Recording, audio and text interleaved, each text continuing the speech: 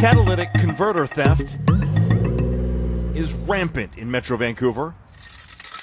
The numbers are staggering, both the number of parts stolen and what it costs ICBC to replace them. The issue has been well documented in bigger municipalities like Surrey and Vancouver, but even smaller, safer cities are facing challenges. RCMP in North Saanich, Sydney put out a warning Wednesday, and in Delta, in the 11 days of 2023 so far, 33 catalytic converters have been boosted. 3 every day. Police say in the last 5 years the crime has morphed from a handful of prolific offenders to a much more widespread problem. So we would arrest 2 or 3 prolific offenders, and the numbers would go down 20-30% right away. And now those kind of arrests have a very little impact on the overall numbers.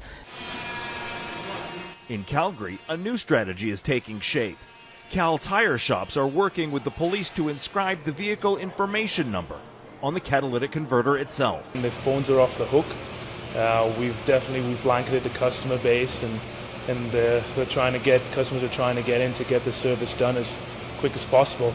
We've seen other engraving programs in other provinces across Canada, and they've been quite successful to reduce the amount of thefts. Police in BC also recommend this as a prudent step, but say the law needs to be changed for there to be a formalized program. BC instead relying on reporting from scrapyards to curb resale. We have brought in some changes that should really help in terms of the enforcement taking place. Catalytic converter theft is a worldwide problem. A crime that takes seconds to commit is worth the possibility of hundreds of dollars in precious metal. A risk, it appears, worth the reward. Aaron MacArthur, Global News.